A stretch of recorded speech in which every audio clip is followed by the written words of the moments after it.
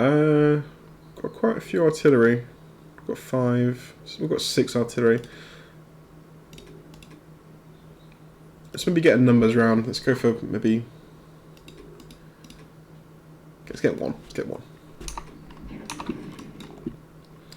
So I was thinking about pushing into Bulgaria here, which kind of. It's an aggressive move. I don't think I want to go for it, actually. I think I'm just going to pull this back and just go for this instead. Let's do that. Always nice to see as well with Russia, you got when you have minimal trades that we don't actually have to trade anything really. Belarus is optional, but I will go for it. This is tempting though. 1 fighter, 1 artillery. Take the 5th. Well, it's not 50-50, but you know, take the chance of capping it. That'd be really nice and annoying for the Germans to deal with. But we're stacking Kazakh this round, so I don't want to get too overly aggressive, and I don't want to get too. Let's just play a bit more conservative. I think we're stacking Kazakh, so I've got to be a bit more careful with my units. Let's send it. Fingers crossed. Should be fine, obviously. Nice, good hit from the infantry.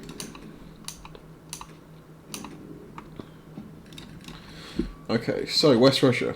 It's now 6 fighters, not 7, because I've messed up on the fleet. Let's move the sub first of all, 24. Go back there, go back, go back.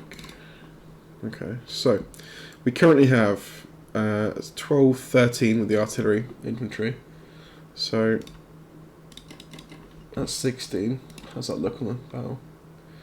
It's okay, it's about 40%. If the bomber goes after anti-aircraft. Yeah, it's around 40% for Germany. Which is not great. Let's put 17 into West Russia. That gives us, yeah, about 70%, 25% to conquer for the Germans. That's a no-go. So everything else can go into Kazakh. I'll leave these just to be annoying, I think. So we currently have 7, 8, 14, and then we're going to have 2 tanks. So yeah, that gives us about 70% chance to hold this. So that's looking good. That's looking good. Just moving all this out, but I'm assuming we're going to be fine here. I should probably calc India just to make sure we are okay. We kind of we should have calced this earlier. To be fair, it was going to start Kazakh. I've already started the process, so that's probably a mistake. Well, it is a mistake, but I'm playing ultra tight. I should have checked this way before, but who cares? I'm not going to play super crazy tight. I want to be able to enjoy this a little bit more. So let's go India. So what can you bring to India? Yeah, we're good. 90%, above 90%. So we could probably move out maybe 1 infantry from there as well if you wanted to. Oh, not quite there actually. Okay, 85. I wasn't calculating the guy I was going to use to hit Burma. So yeah, 85%. Cool. Looking good. All right. So I think that should be everything we need to do. Any preference? Not really. Doesn't really matter. No tanks in range from the Japan side, so the can opener doesn't work. Okay. Okay, welcome to UK 5, Cristiano. So for Germany, he went a bit of complex repair for Karelia. A infantry and 2 artilleries repaired our perfect bombing run with the US. Still like that. Combat-wise, took Ukraine, Belarus, Finland, which is interesting. Is that you don't normally see a bit of a pushback against Finland, so I have to deal with that with the UK and Northwestern. Yeah, there's still quite a lot of planes about that are in range of Zone 8, so it's kind of making things a bit awkward for me. I'm not sure. I'm kind of torn between buying more fleet as the UK and trying to split things up, but it's a bit tricky. There is a lot of planes to cover both. We can need to have 14 pretty much defenders to have 7 in both, I think. Well, let's be fair, this one we only need 6. There's only 6 attackers in Zone 3. But anyway, yeah, the pressure's come back on West Russia because he's moved his planes back up north. So yeah, it's gonna be a bit harder to hold West Russia. It's also pretty tight. It's tight across the board, really. We're kind of balancing everything out until obviously the US arrive, which is normal, I suppose. But yeah, West Russia, Kazakh, and India, they're a bit of a. None of them are completely safe, but they're good enough to hold all three. So that's fine. I mean, I think probably what I'll do is if he goes, what he may do here is he may go heavy on India because I'll be pretty light in India once these guys move out. And once these guys move out, they can't obviously get back to India in time. So what we may see from Japan here is a big push against Burma this round. Just, you know, so I can't clear if he moves to Burma here. I can't dead zone Burma with what I've got in India. He'll be able to put in there 8 guys. So I'll have maybe I could. No, maybe I could. I'm not sure. But anyway, it may be a push. You can put more if he wants to, but yeah, it may be a push against India, and at which point I'll probably just pull out. I'm not too fussed. The nice thing about pulling out of India is you can still stall Japan unless they hard commit to taking it. You can normally just take it back and just do a bit of exchange for a while, and that's fine. I mean, I don't mind losing India. What we can do is just pull back to Kazakh and just dead zone Persia. It does open up the floodgates for 34 and Africa, but we can deal with that. But anyway, that's a potential scenario, but we'll get to that later. So I'm going to buy a fighter again. I'm going to try and maintain 1 fighter per round. I think I'd like to do it for both nations actually, UK and US, to help things out, help hold everything while we get the transports in place. We're on 8 currently as the US, so I'd like to get up to 11 or 12 ASAP. I'll probably go for a complex in Norway, I think. And yeah, just 8 infantry, so 3 for India obviously, and we're just buying what we can. So this is going to be not a full set of transports, but I guess we've got the anti-air gun to make up the 6th ground unit to drop off somewhere.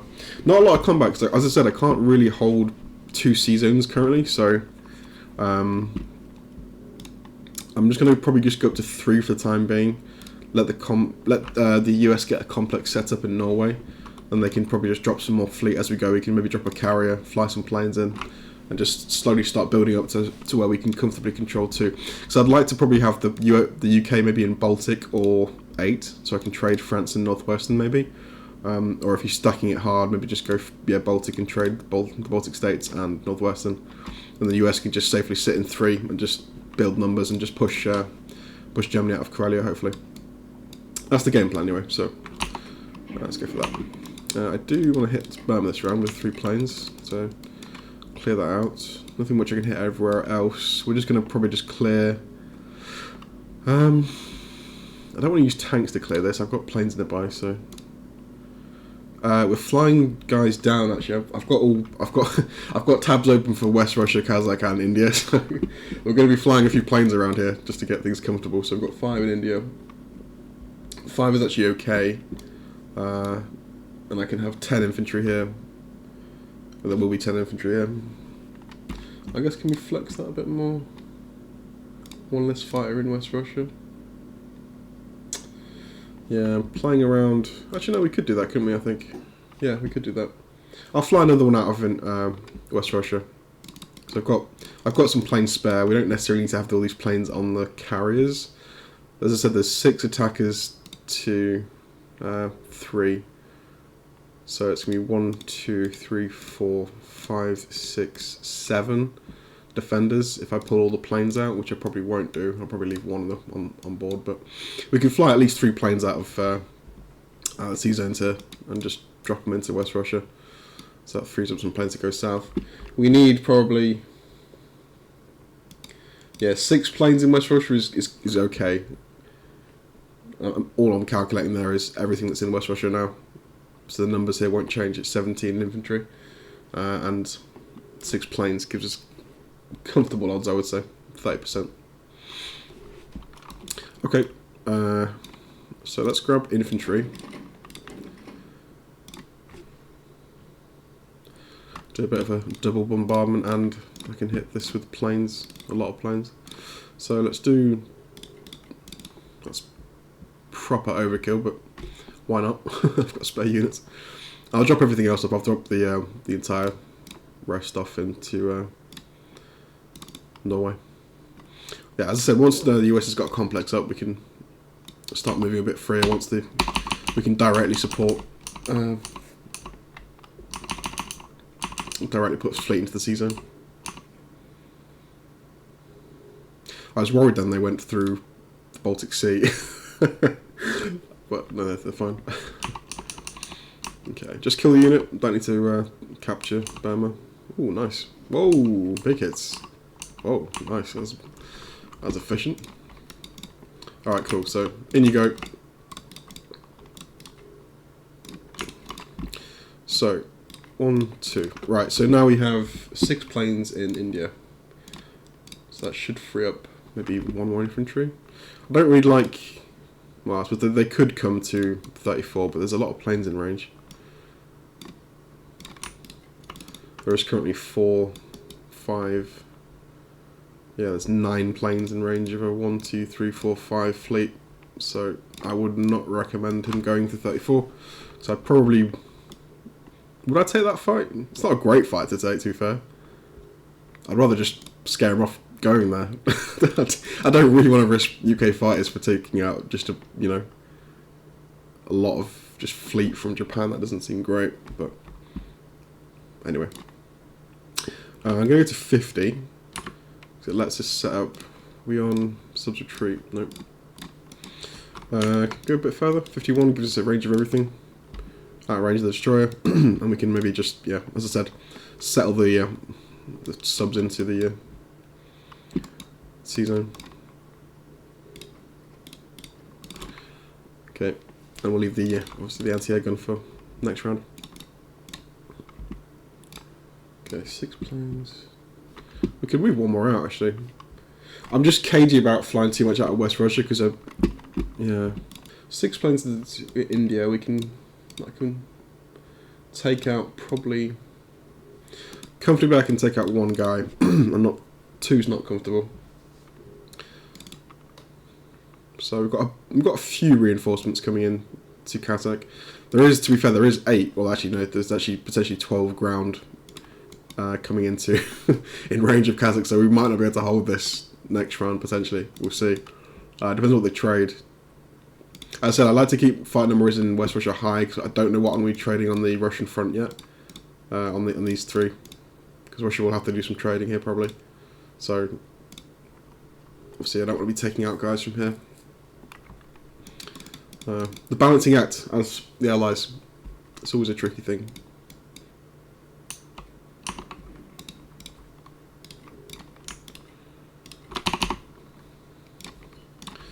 So 212 versus 201.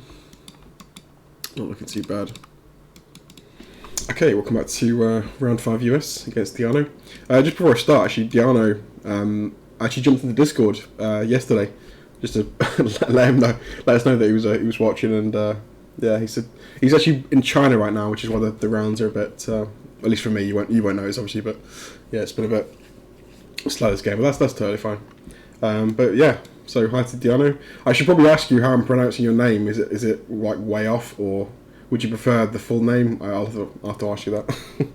But anyway, he's watching the video, so that's pretty cool. Right, so I guess we go over what happened with Japan. Round 5, 1 destroyer, 1 sub, 1 transport, 6 infantry. The destroyer and sub is interesting. I'm not sure the reason for the sub and destroyer. We could actually embed in the fleet this time because there's nothing. The only danger of, well, if he goes for India, but he can't hit my sub if the transports can't do a combat move. So if he hits my sub, the transports can't move for a round. So I will embed the sub in 61 this round on the hope that he does that. He doesn't fully know the rules, so we'll give that a shot. It's worth it. Because the sub you rarely get any value for anyway. If you can get a sub inside the fleet and they don't know about the rule, then they can delay, reinforcements for a round, which could be really good actually. So we'll try that, see if it works. Who knows? For combat, so we actually had really good combat this round, which is kind of scary. Madagascar was expected. Burma, Novo, Vologda and Archangel, he took them all and he lost nothing in all the takes. So we've got a crap ton of infantry bordering our territory now, which is also all good for Russia as well, because Russia, there are 10 tanks that can blitz into Moscow. So this has to die 100%, which is why I'm going to do something I don't normally do, is trying to clear this with US planes, which I rarely do, I really rarely do. And I'm hoping we don't get 2 hitbacks, because I'm going to go for it. It's going to be with 3 planes. Try and just hopefully kill the 2 infantry there for the cost of the bomber. Obviously at this point I'd rather have the fighters, because they're more useful in defence. So I will try and clear this out, and just fingers crossed we kill them and we only get 1 hit back. That's what I'm hoping for. But if that goes badly, if we hit none and lose 2, then that's going to be absolutely shocking. Because it's I just can't. I don't think I can risk it. There's 2 infantry there. We're tight on defence at the moment, because I want to kill these guys in Ukraine as well. So we're kind of tight on numbers. So if this goes badly, I have to go hard here. I have to go to at least 3 ground, I think, this. And if it went badly, I'd just be, in a really crap spot. So I would like to trade some of this as well, if possible. But yeah, there are options. He's left his fighter vulnerable in Evenki too, but I think I would rather just clear this with planes, I think. Yeah, I'm not really too bothered about this. This is more concerning. So priorities, I suppose. For the buy for myself, I've gone for a complex in Norway and just some ground and an extra transport. So we're up to, how many we got now? 9. So probably around, almost there. What's nice is when we won't be too far away from getting max output, I think. I do need to really start trading some of these, though. This is the longer I don't trade these, obviously the worse it gets in Karelia, because the reinforcements are just free to move this way. So to prevent that, you need to start trading these off. So I do need to start building some fleets in the UK, I think, to try and trade some of this off. But anyway, that's for the UK. The one nice thing, actually, I've calculated that this is actually can hold already, because we were wondering if he's going to bring his forces and combine them in Xinjiang, but he went for the trades, which I think I'd prefer if he went for Xinjiang. Looking at the board now, but still. This can hold by itself already, so we don't need to necessarily reinforce this. I think I will do, though, because I'm going to probably trade some stuff with the UK to try and give Russia an easy time, as I said. So, anyway, let's crack on. Combat moves then, we'll just try and clear this guy out. These guys out. Bed the sub. I did think about going for the same thing down here with Burma, but that's far less. I'm just thinking about reinforcements for Kazakh. It would give the UK less to do, but I think the priority should be Archangel here, given the situation in Karelia, so we'll do this instead. I'm leaving 1 fighter on the fleet. So we have 1, 2, 3, 4, 5, 6, 7, 8 defenders versus 7, which I think I'm comfortable with.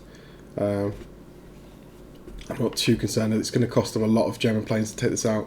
And plus we're on a bit of an on-off rotation, so my 5 transports are leaving, so he'll only gain the 2 US ones and the 3 UK ones. It won't be 8 if he went for the fleet, so it's a bit of a less tempting target.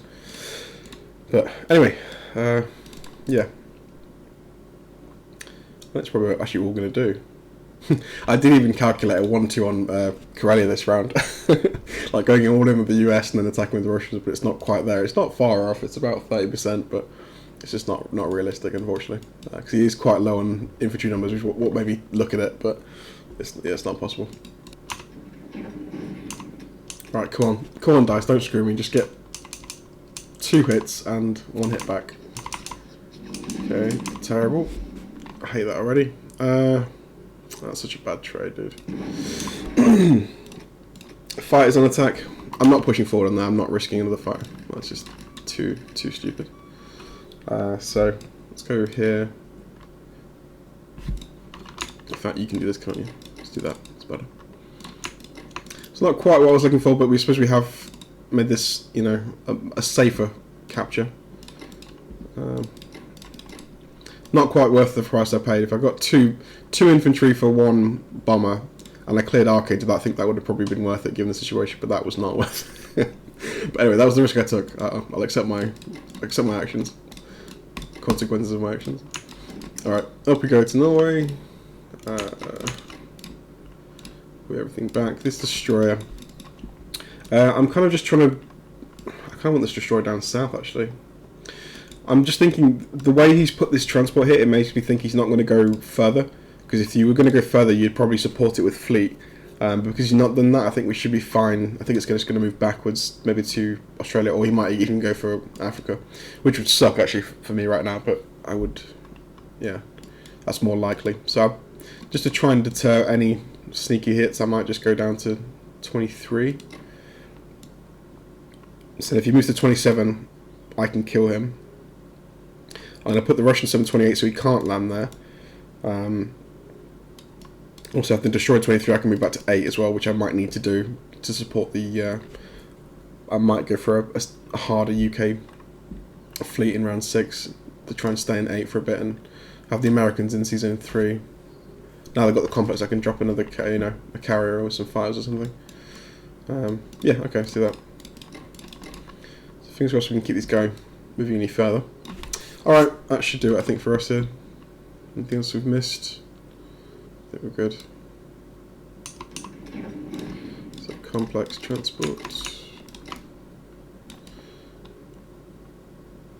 Just scanning for any Japanese transports in the Pacific I might have missed. We need to be on... Actually no, we don't need to be on retreat, it's fine. The sub is dead if he wants to kill it, but it'll cost him a move, a non-com. Okay,